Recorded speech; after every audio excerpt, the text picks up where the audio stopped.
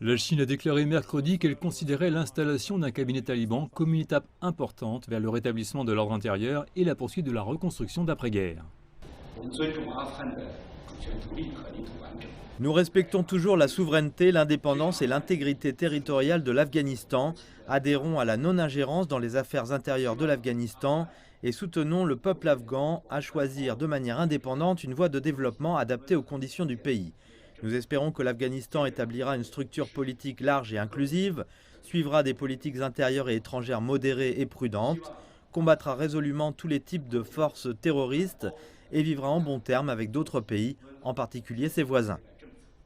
Les États-Unis et les alliés occidentaux du G7 ont convenu de coordonner leur réponse, l'Union européenne accordant la priorité à l'aide humanitaire et établissant des couloirs sûrs pour ceux qui souhaitent quitter l'Afghanistan.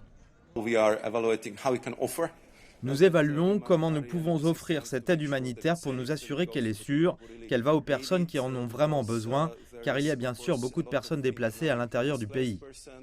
Certains pays sont consternés de constater qu'en dépit des promesses des talibans d'inclusion, un cabinet gouvernant avec une interprétation de la charia critiquée dans le monde pour avoir opprimé les femmes n'en inclut aucune. Le secrétaire d'État américain rend visite à des alliés à la recherche d'un consensus sur la manière d'aller de l'avant. Il s'agit de sa dernière étape en Allemagne pour rencontrer son ministre des Affaires étrangères après avoir rencontré des réfugiés afghans et des forces militaires américaines impliquées dans l'évacuation.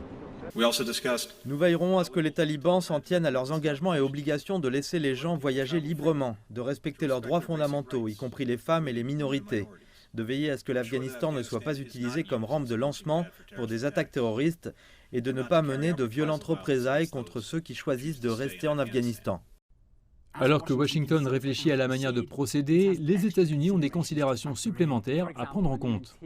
Par exemple, le nouveau ministre de l'Intérieur figure sur une liste américaine de terroristes recherchés, tandis qu'une partie des 10 milliards de dollars d'actifs et d'or des talibans est gelée ici, aux États-Unis.